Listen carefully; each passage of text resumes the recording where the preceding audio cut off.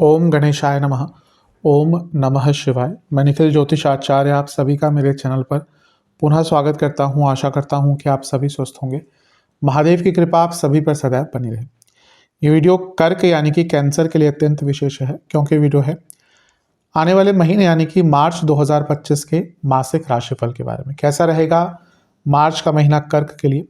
जो मेरा मासिक राशिफल होता है वो प्रमुखतः जीवन की मुख्य चीज़ों पर आधारित होता है, जैसे कि सामान्य विश्लेषण, career, business, income, investment, love life, married life, students और सेहत। और इसके साथ ही वीडियो के अंत में कुछ विशेष उपाय भी बताता हूं, जिसके करने से महीने की सकारात्मकता में वृद्धि अवश्य होती है। यदि आपकी लग्न राशि या चंद्र राशि कर्क है, दोनों ही गाइडेंस के लिए इस राशिफल को देख सकते हैं। जहां से आपको ज़्यादा सूट करता है, लेट करता है, वहां से इसको ऑब्जर्व कीजिए। व्यक्तिगत तौर पर मेरा मानना है लग्न राशि से देखेंगे तो अच्छा है। इनकेस नहीं पता तो चंद्र राशि से भी देख सकते हैं, या जहां से आपको ज़्यादा सूट करता है, रिलेट करता है, वहां से इसको ऑब्जर्व कर सकते हैं। तो शुरू करते हैं इस अत्यंत महत्वपूर्ण मासिक राशिफल का, जो कि कर्क के लिए है, सामान्य विश्लेषण के साथ। शुरू करते हैं सामान्य विश्लेषण के साथ। ये महीना ऐसा है जहां पे बहुत बड़ी बड़ी घटनाएं हो रही हैं। जहां शुरू में ही शुक्र वक्री हो जाएंगे, बुध महीने के मध्य में वक्री हो जाएंगे, ग्रहण लगेंगे, चंद्र ग्रहण भी लग रहा है, सूर्य ग्रहण भी लग रहा है, और महीने के अंत में शनि का गोचर हो जाएगा। तो बहुत कुछ घट रहा है। फरवरी का महीना जब आया था, मैंने कहा था कि ये महीना कहीं ना कहीं थोड़ी शांति प्रदान करेगा, पर मार्च का महीना ऐसा है जो कई लोगों के जीवन में निर्णायक साबित होगा। बहुत अच्छी चीज़ें भी होंगी और कुछ संवेदनशील चीज़ें भी हो सकती हैं। शुरू करते हैं। सबसे पहले लग्न भाव पर देखते हैं, लग्न पर किसका प्रभाव है। लग्न पर डायरेक्टली एक ही ग्रह का प्रभाव रहेगा, वो है राहु। तो क्योंकि वो राहु बहुत प्रभाव में है, शुक्र के साथ बैठे हैं, बुध के साथ बैठे हैं, तो इसका कुछ ना कुछ इम्प्लीकेशन तो जीवन में रहेगा ही। राहु एक ऐसे ग्रह हैं जो जिस भाव में बैठते हैं उसका स्वामित्व लेते हैं। तो भाग्य के स्थान में बैठे हैं और उच्च के शुक्र के साथ बैठे हैं, तो महीने के शुरुआत में कोई धन का लाभ। क्यों? क्योंकि शुक्र खुद लक्ष्मी है और लाभ स्थान के स्वामी है, तो महीने के शुरुआत में ही धन का लाभ। शुक्र चौथे घर के स्वामी है, प्रॉपर्टी संबंधित कुछ कार्य अटक रहे थे, पूर्ण हो सकते हैं। वहां पे नीच भंग योग भी बन गया, क्योंकि शुक्र बुध साथ में बैठ गए, शुक्र उच्च के तो बुध नीच के, तो नीच भंग भी बन गया। और भाग्य स्थान में नीच भंग का बनना, यानी कि भाग्य अचानक से करवट बदलता है और कई कार्य जो जिसमें उम्मीद हार गए थे, वो उम्मीद आपकी यहाँ पे पूरी हो सकती है। ये बहुत अच्छा है, लेकिन देखना यह है कि राहु शुक्र के साथ है, तो ये माया भी है, लालच भी है। तो इस महीने माया बहुत खेल खेलेगी, लालच बहुत रहेगा। ऐसे ऐसे मौके सामने आएंगे जो बहुत अच्छे और लुभावने लगेंगे, लेकिन उसमें फंसने का मौका भी है, फंसने का डर भी है। अपनी इमेज को लेकर, अपनी बॉडी लैंग्वेज को लेकर और अपने पूरे बर्ताव को लेकर आपको बहुत शालीनता और बहुत सभ्यता रखनी है। कई बार इस महीने ऐसा होगा कि आपकी बॉडी लैंग्वेज कुछ और बोलेगी, आपके मन में कुछ और होगा, और उसके कारण कहीं ना कहीं इमेज पर प्रभाव पड़ सकता है। तो बहुत केयरफुल रहिएगा। इस महीने में पहला जो बदलाव होगा वो तो जैसे मैंने कहा शुक्र का वक्री होना ही है। यहाँ से मैरिड लाइफ और लव लाइफ में भी थोड़ी प्रॉब्लम आएगी, और क्योंकि चौथे घर के स्वामी भी हैं, तो ये माता जी की सेहत पर और घर में कलह कलेश दोनों का ही इंडिकेशन देता है। क्योंकि लाभेश भाग्य स्थान में बैठे हैं, तो भाग्य कहीं ना कहीं अपने इनकम के सोर्सेस को बदलने का मौका देगा, लेकिन बाकी जो चीज़ें कही उस पर प्रभाव पड़ेगा। इस महीने का जो पहला राशि परिवर्तन होगा वो सूर्य का होगा, और सूर्य आपके भाग्य स्थान में जाकर विराजमान हो जाएंगे। ये होगा 14 तारीख को। सूर्य 14 तारीख को आपके नवम भाव में आ जाएंगे, और इसी दिन जो चंद्रमा है वो तीसरे घर में रहेंगे, तो इस दिन चंद्र ग्रहण भी लग रहा है। सूर्य का भाग्य स्थान में आना अच्छा ही होता है। धनेश है, उनका भाग्य स्थान में आना, उच्च के शुक्र के साथ युति बनाना साफ इंडिकेट कर रहा है कि धन प्राप्ति होगी। उनका राहु के साथ प्रभाव बनाना, और क्योंकि धन स्थान के स्वामी, तो विदेश से पैसा, गुप्त धन के स्रोत बढ़ते हैं यहाँ पर। और बुध के साथ भी हैं जो 12वें घर के स्वामी हैं, तो एमएनसी आदि में काम करते हैं, उनका लाभ बहुत प्राप्त होगा। लेकिन यहाँ पर ग्रहण दोष लग गया, क्योंकि सूर्य राहु के साथ है, और यहाँ पे तो ग्रहण ही पड़ रहा है जो खगोलीय घटना होती है, तो उसका प्रभाव भी रहता ही है। तो नवम और तीसरे में ग्रहण, ओवर एक्साइटमेंट बहुत रहेगी, बॉसेस से प्रॉब्लम्स आना शुरू होंगी, कम्युनिकेशन गैप आना शुरू होंगे, और कहीं ना कहीं जल्दबाजी बहुत रहेगी। तो ये इस चंद्र ग्रहण का प्रभाव रह सकता है, बहुत केयरफुल रहिएगा। 15 तारीख को बुध भी वक्री हो जाएंगे, और क्योंकि बुध बुद्धि के कारक है, राहु के साथ बैठे हैं, ऐसी चीज़ें करना शुरू कर देंगे जो आपके पूरे प्रकृति के विरुद्ध है। आप बहुत ओवर कॉन्फिडेंट हो सकते हैं, आप बहुत चीज़ों को नेगलेक्ट करना शुरू कर देंगे। तो बहुत ज़्यादा केयरफुल आपको महीने के मध्य भाग के बाद से रहना है, क्योंकि यहीं से संवेदनशीलता स्टार्ट होती है। यहाँ पर ग्रहण जो तीसरे घर में लग रहा है, ये भाई बहनों के संबंध को खराब कर सकता है, दोस्तों के साथ संबंध को खराब कर सकता है। व्यक्ति बिना एनालाइज किए कुछ स्टार्ट कर देता है और फिर उसका भी एक नेगेटिव इम्पैक्ट झेलने को उसको मिलता है। इसके बाद की अगर हम बात करें ग्रहों की स्थिति की, तो महीने के अंत में शनि का गोचर हो जाएगा और उस दिन चंद्रमा भी 29 तारीख को आपके नवम भाव में ही होंगे। उस दिन शनि का गोचर भी है और ग्रहण भी है। ये सारी ही चीज़ें बहुत इंपॉर्टेंट हैं। मैदानी ज्योतिष पर भी इसका प्रभाव रहेगा, मंडेन एस्ट्रोलॉजी पर, और व्यक्तिगत जीवन पर भी इसका एक इम्पैक्ट पड़ता हुआ दिख रहा है। अच्छा, भाग्य स्थान में इतने सारे ग्रह, ये वो मौका होता है जब भाग्य एक नई रूपरेखा तय कर सकता है, भाग्य नए मौके, नए द्वार खोल सकता है आपके लिए। लेकिन ये बहुत संवेदनशील टाइम है, क्योंकि 6 ग्रह आपके नवम भाव में होंगे। अच्छा प्रभाव, जैसे मैंने कहा कि भाग्य ऐसे मौके खोल देगा यहाँ पे आपके लिए, अब एग्जैक्टली 29 तारीख को नहीं, थोड़ा सा पहले थोड़ा सा बाद, लेकिन ऐसे मौके खोल देगा जिसका आप खुद जिसके बारे में आप सोच नहीं रहते, ऐसे इस प्रकार की अपॉर्चुनिटीज आपके लिए आ सकती हैं। भाग्य एक नई, जैसे मैंने कहा, एक नया पूरा आयाम आपके लिए खोल सकता है जीवन में आगे बढ़ने के लिए। किसी भी भाव में अगर इतने सारे ग्रह आते हैं तो उसके जो कारकत्व होते हैं बढ़ जाते हैं। यहाँ पे शनि भी हैं, शुक्र भी है उच्च के हैं, तो जैसा मैंने कहा ना, भाग्य अचानक से पलट सकता है यहाँ पे कई लोगों का। ध्यान क्या देना है, पिताजी की सेहत का बहुत ध्यान देना है। और बॉसेस से संबंध, नवम भाव में इतने सारे ग्रह बॉसेस के साथ तालमेल बिगाड़ते हैं। इवन 10वें भाव से 12वें में इतने सारे ग्रह हैं, अगर कार्य क्षेत्र में प्रॉब्लम चल रही हैं तो जॉब जाने का योग भी आपका बन जाता है, या तो सडन ट्रांसफर हो सकती है आपकी, और वो भी डिमोशन, या फिर मे बी उतना फेवरेबल जगह पे ना हो। हाँ, अगर बहुत शुभ दशा अंतर दशा चल रही है तो कुछ लोगों को यहाँ पर बहुत अच्छा ट्रांसफर मिल सकता है, मतलब कि विथ प्रमोशन भी। लेकिन ज़्यादातर लोगों का अगर ठीक ठाक समय चल रहा है, बहुत बुरा नहीं है, तो उनको ट्रांसफर्स या फिर बॉसेस से प्रॉब्लम होगी। बहुत बुरी दशा अंतर दशा है तो फिर उनके जॉब जाने के योग भी बन सकते हैं। बहुत केयरफुल रहेगा। अगर वक्री बृहस्पति की दशा अंतर दशा है, शनि की दशा अंतर दशा है, मंगल जो कि बहुत खराब है कुंडली में, अगर कुंडली में वक्री मंगल है आपके, केतु, तो आपके जॉब जाने के योग भी बन सकते हैं। यहाँ से सारे ग्रह तीसरे घर को देखेंगे। ये कहीं ना कहीं इंडिकेट कर रहा ना कि कर्क वालों को आने वाला समय बहुत नए मौके देने वाला है, बहुत नए मौके। पर जैसा मैंने कहा, यहाँ पे इतने सारे ग्रहों का जमावड़ा है, तो ये टाइम बहुत संवेदनशील है। तो जो मौके मिलेंगे वो आने वाले टाइम में मिलेंगे, लेकिन यहाँ पर आपको बहुत पेशेंस दिखाना पड़ेगा। बहुत संभावना है कि बहुत ओवर एक्साइटमेंट रहेगा, बहुत जल्दबाजी रहेगी, बहुत एंटिसिपेशन रहेगा, और इन सब चीज़ों के कारण कहीं ना कहीं गलत निर्णय लेने की संभावना बहुत बढ़ जाती है। भाई बहनों से संबंध बहुत बनाकर रखें, कलीग से संबंध बहुत बनाकर रखें, बॉसेस से संबंध बहुत बना रखें, और घर में भी संबंध अच्छे रखें। पिताजी से बहस आदि भी हो सकती है।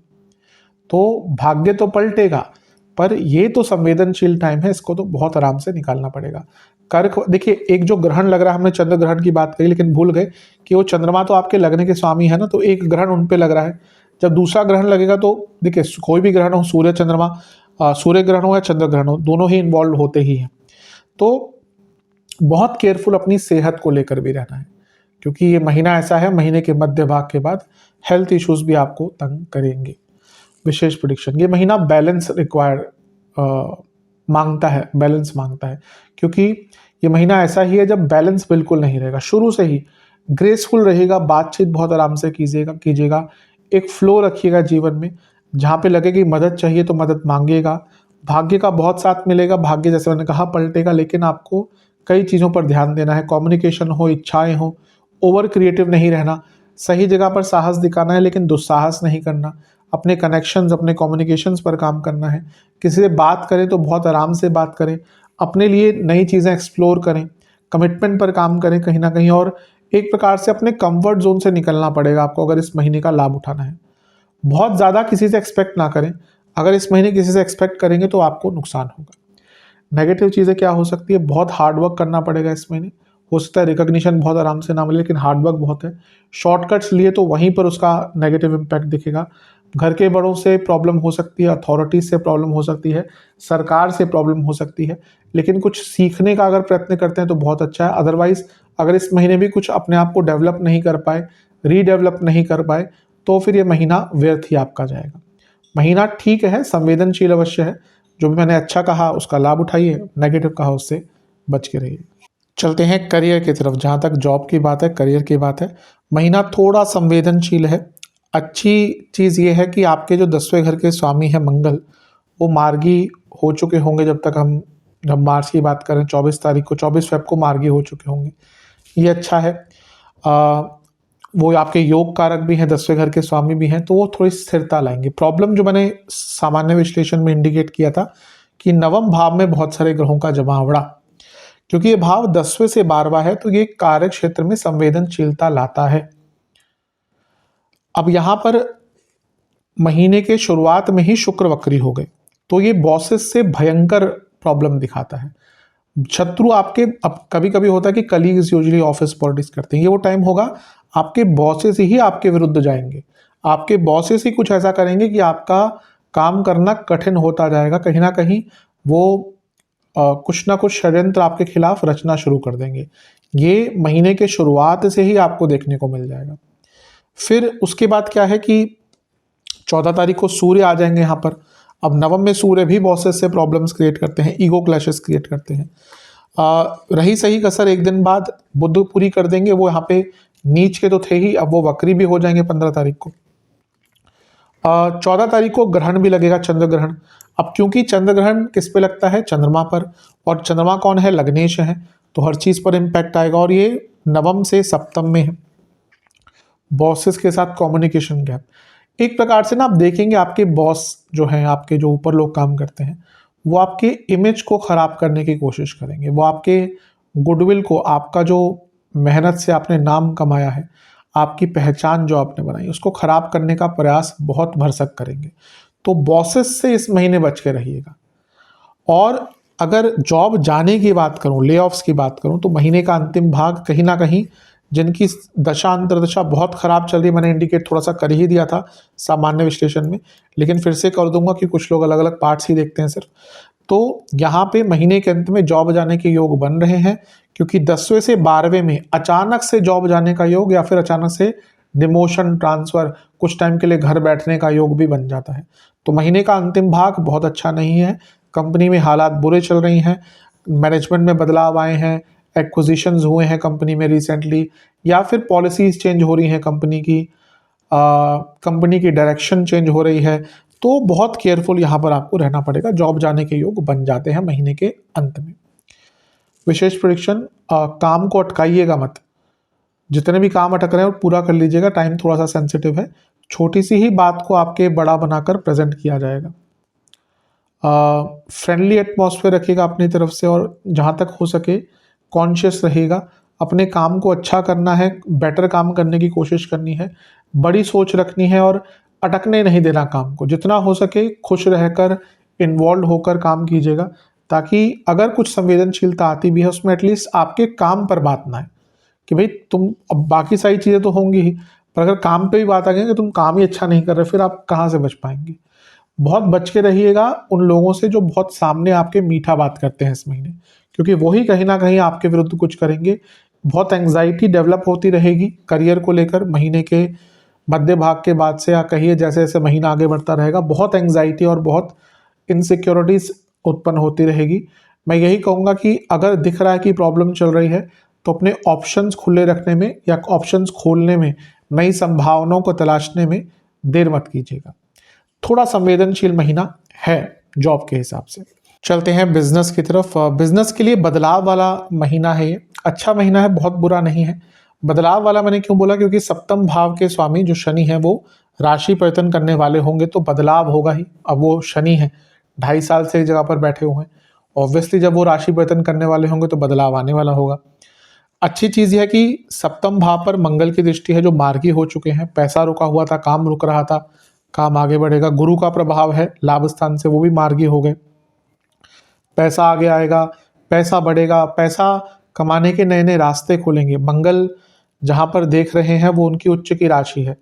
गुरु जहाँ पर देख रहे हैं वो उनकी नीच की राशि है। ये भी एक प्रकार से ऑपोजिट फोर्सेस हैं जो आपको अपने कंफर्ट जोन से निकलने पर मजबूर करेंगी। बहुत अच्छा है। अगर हम देखें तो सप्तम से तीसरे में बहुत सारे ग्रहों का जमावड़ा रहेगा, राहु, शुक्र, बुध। अब बुध बहुत इंपॉर्टेंट होते हैं बिजनेस के लिए, मैं कई बार बता चुका हूँ। नीच के हैं तो कुछ कंफर्ट जोन से निकलने का मौका, रिस्क लेने का मौका आपको प्राप्त होगा। एफर्ट्स आपके बहुत रहेंगे। बस ध्यान ये देना है कि शुक्र महीने के शुरू में ही वक्री हो जाएंगे 2 तारीख को। पेमेंट अटक सकती हैं, पैसे का काम थोड़ा सा पेंडिंग हो सकता है, उस पर थोड़ा सा कंट्रोल कीजिएगा, अदरवाइज महीना ठीक है। जैसे जैसे महीना आगे बढ़ता जाएगा तो आपके नवम भाव में ही ग्रह आते जाएंगे। 14 तारीख को सूर्य आ जाएंगे, फिर 29 मार्च को शनि आ जाएंगे। इसके बीच में चंद्र ग्रहण भी लगेगा 14 तारीख को। 14 तारीख को चंद्र ग्रहण लगेगा तो उसमें आपके लग्नेश इन्वॉल्व हैं।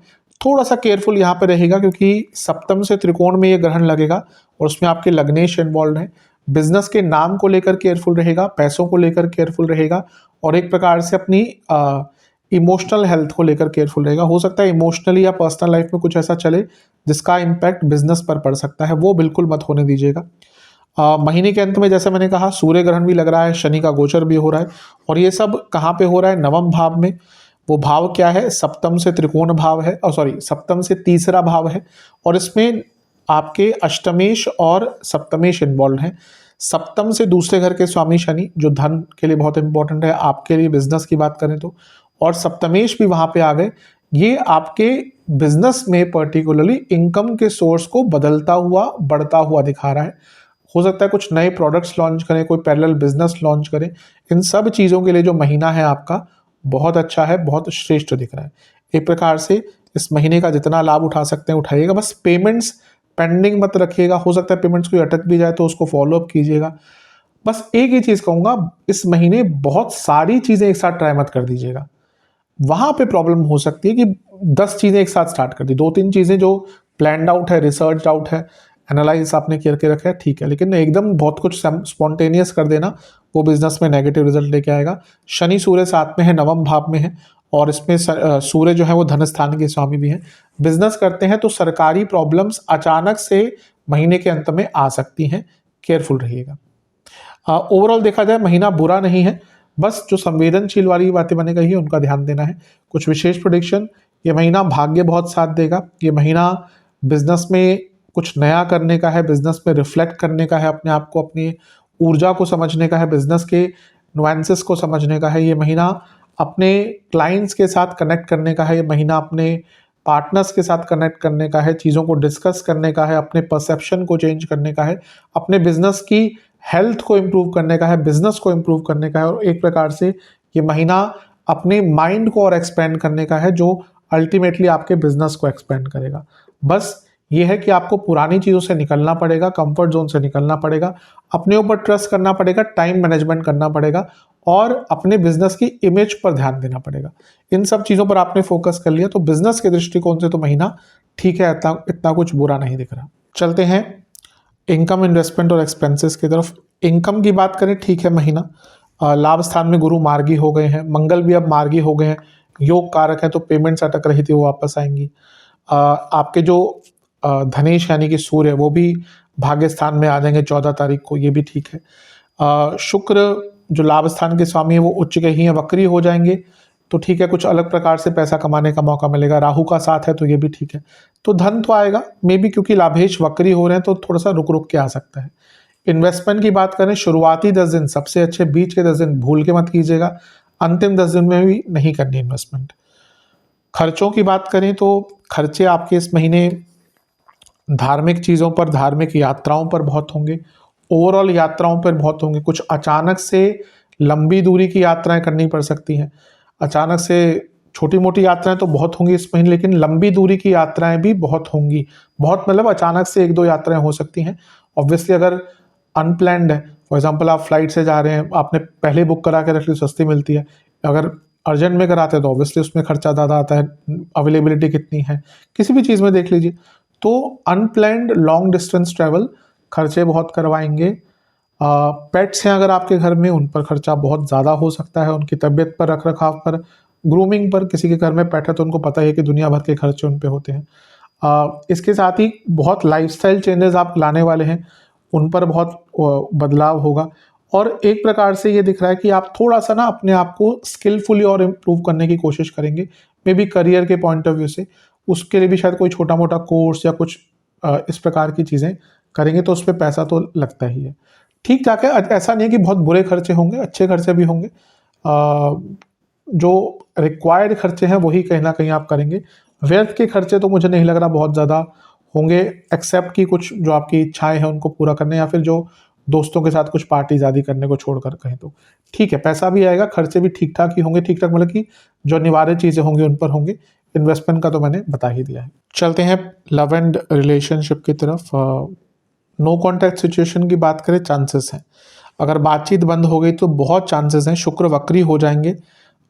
वक्री ग्रह उल्टा रिज़ल्ट देता है, वक्री ग्रह मौका देता है। कारक हैं लव लाइफ के, और पंचम से पंचम में बैठे हैं राहु भी साथ में, तो अचानक से कोई मौका बन सकता है बातचीत का।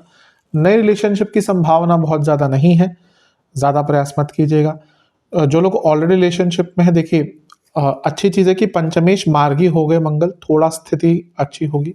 लेकिन यही शुक्र जो वक्री होकर नो कॉन्टैक्ट सिचुएशन वालों को मदद करेंगे, लेकिन जिनका चल रहा है रिलेशनशिप वहाँ पर अच्छा प्रभाव नहीं रहेगा।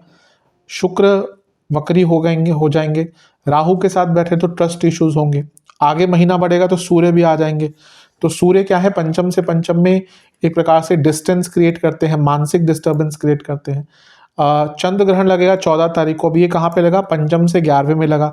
यानी कि चीज़ें ठीक होने का भी अगर मौका दिख रहा होगा ना, वो भी 14 तारीख के बाद खत्म हो जाएगा, और फिर और प्रॉब्लम बढ़ेगी। और महीने के अंत में क्या होगा, शनि का गोचर होगा, और चंद्रमा भी उस दिन यहीं पे आपके नवम भाव में ही होंगे, सूर्य ग्रहण क्योंकि लगेगा, और ये सब पंचम से पंचम में होगा। भावेत भावम बहुत इंपॉर्टेंट होता है ज्योतिष में। तो पंचम से पंचम में इतने सारे ग्रहों का होना, अचानक से जिनकी रिलेशनशिप में प्रॉब्लम चल रही थी उनको तो डिस्टर्बेंस होगी ही। ये ऐसा महीने का अंत तो होगा ना जब ठीक ठाक चलते रिलेशनशिप में भी ना बहुत प्रॉब्लम्स आ जाएंगी। थर्ड पार्टी सिचुएशन, ध्यान भटकना, किसी व्यक्ति विशेष के कारण दोनों के बीच में बहस होना, इन्फ्लुएंस करना किसी का आप दोनों को या एक व्यक्ति को, और आपका इन्फ्लुएंस हो जाना बहुत आराम से, ये सारी ही चीज़ें बहुत प्रॉब्लम करेंगी। बस एक ही चीज़ है, गुरु बचा रहे हैं तो गुरु बचाने की कोशिश करेंगे, तो थोड़ा सा पूजा पाठ कीजिएगा, ईश्वर की आराधना कीजिएगा, ताकि एक स्थिरता बनी रहे। लेकिन जैसे जैसे महीना आगे बढ़ेगा, स्पेशली मध्य भाग के बाद से प्रॉब्लम बहुत आएंगी रिलेशनशिप में। स्पेशल प्रेडिक्शन, ये महीना टाइम मैनेजमेंट पर ध्यान दीजिएगा। कितना टाइम आप अपने पार्टनर के साथ स्पेंड करते हैं बहुत इंपॉर्टेंट रहेगा। मूल्यवान समय होना चाहिए। कुछ भी ऐसी बात मत बोलिएगा जो फिर प्रॉब्लम क्रिएट करे।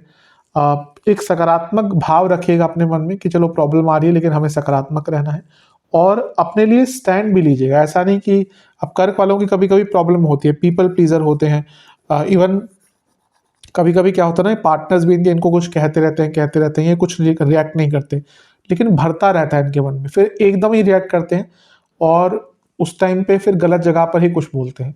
तो अपने लिए स्टैंड टाइम टू टाइम लिया कीजिए कि हाँ भाई ये चीज़ मुझे अच्छी नहीं लग रही, उसको टालने की बजाय, उसको इग्नोर करने की बजाय उसी टाइम पे उसको बोल देना है कि मुझे इससे प्रॉब्लम है। एक दूसरे को जानने का और कोशिश कीजिए, एक दूसरे के विचारों को समझने की कोशिश करिए, और जो कह नहीं रहे एक दूसरे से, जो सतह पर बातें नहीं आ रही, उनको भी जानने की कोशिश कीजिए। कभी कभी क्या होता है कि थोड़ा सा कम्युनिकेशन लैग करना शुरू हो जाता है और कई बातें फिर छुप सी जाती है, जाहिर नहीं होती।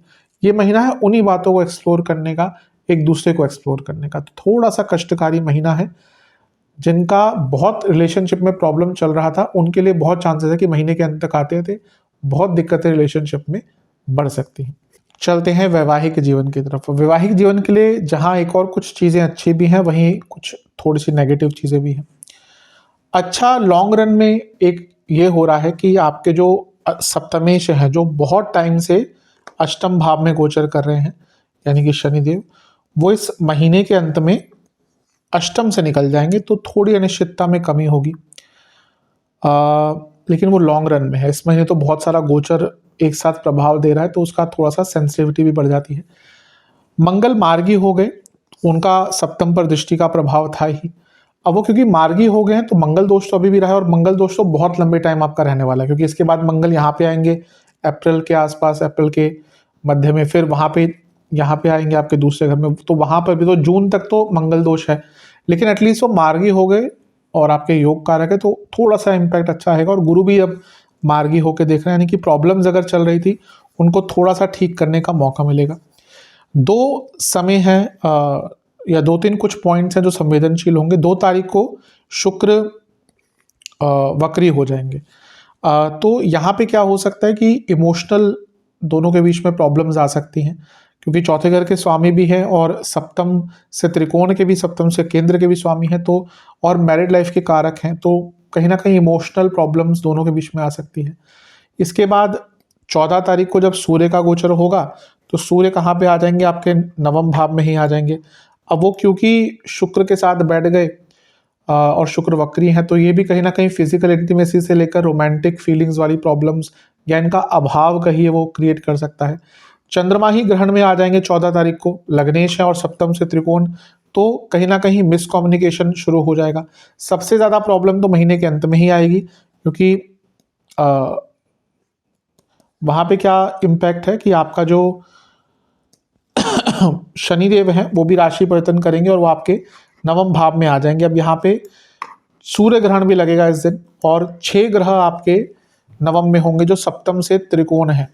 बहुत भयंकर कम्युनिकेशन प्रॉब्लम, मतलब कि इतनी कम्युनिकेशन प्रॉब्लम होगी, और यहाँ पे थर्ड पार्टी सिचुएशन होने की संभावना भी बहुत ज़्यादा है। कॉमन फ्रेंड्स अगर आपके हैं तो उनके कारण आप दोनों के बीच में प्रॉब्लम्स हो सकती हैं, तो बहुत केयरफुल रहने की आवश्यकता है मैरिड लाइफ में, स्पेशली महीने के मध्य भाग की तरफ और अंत की तरफ, वहाँ पे प्रॉब्लम बहुत बढ़ेंगी। विशेष प्रेडिक्शन, बहुत अगर बुरा समय चल रहा है तो इवन सेपरेशन तक कुछ कपल जाने का सोच सकते हैं, स्पेशली महीने के अंत में। एक दूसरे को समझने की कोशिश कीजिए,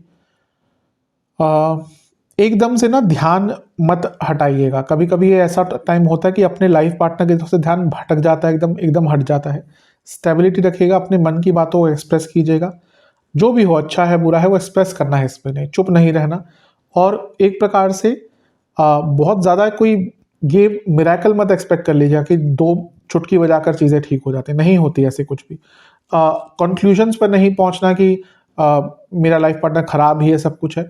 हो सकता है उनके मन में कुछ चल रहा हो, उनकी कुछ प्रॉब्लम्स हो, तो समझने की कोशिश कीजिएगा। और वन साइडेड कन्वर्सेशन नहीं होनी चाहिए, कुछ बोलें, कुछ स्टार्ट करें कन्वर्सेशन तो उसकी पूरी करें। कभी कभी क्या होता है, एक कुछ बोल दिया, फिर लड़ाई झगड़े हो गए, फिर चुप बैठ गए, वो नहीं करना है इस महीने।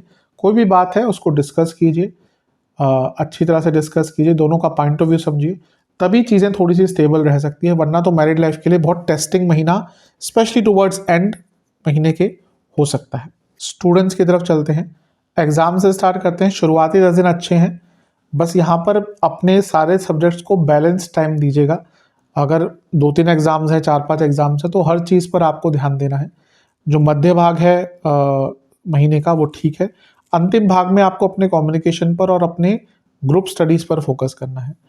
ओवरऑल स्टूडेंट्स की बात करें, पंचमेश मार्गी हो गए हैं, महीने के अंत में फरवरी में हो गए थे, तो एक अच्छी चीज़ है। गुरु का प्रभाव पंचम पर है, और पंचम से पंचम में बहुत सारे ग्रहों का आना, अंततः जैसे 29 मार्च तक आते आते बहुत सारे ग्रह आ जाएंगे।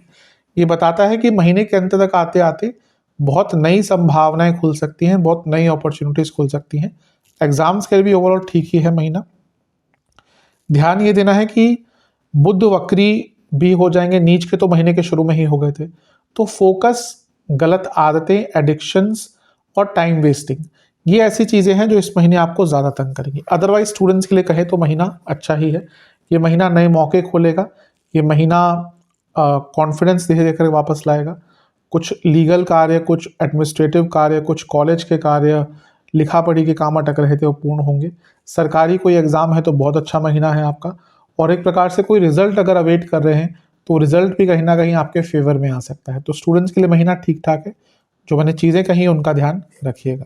सेहत की तरफ चलते हैं। सेहत के हिसाब से पेट के रोग इस महीने बहुत रहेंगे, कफ रोग बहुत रहेंगे, बॉडी में inflammation, water retention, private part से जुड़ी प्रॉब्लम, जोड़ों का दर्द, हार्मोनल डिसऑर्डर्स, स्लीप डिसऑर्डर्स।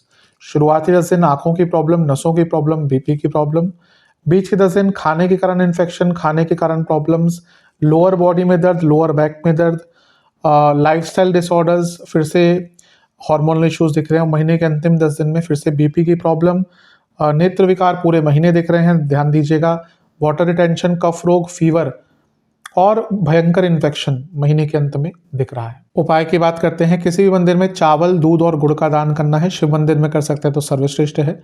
शिवलिंग का पंचामृत से अभिषेक कर कर, गुलाब के पुष्प की माला अर्पण कर कर, शिव जी की एक बार कपूर के साथ आरती कर कर शिव चालीसा का 2 बार पाठ करना है। हलवे का भोग लगाना है महादेव को और कुछ शिव चालीसा की पुस्तकें आपको शिव मंदिर में दान करनी है और गौशाला में चारे की व्यवस्था करनी है। ये उपाय कर लेंगे, अवश्य महीना आपका अच्छा जाएगा। आशा करता हूँ वीडियो काम आएगी। चैनल पे नए हैं, सब्सक्राइब कीजिए, वीडियो को लाइक कीजिए। मिलता हूँ अगली वीडियो में, तब तक के लिए ओम नमः शिवाय।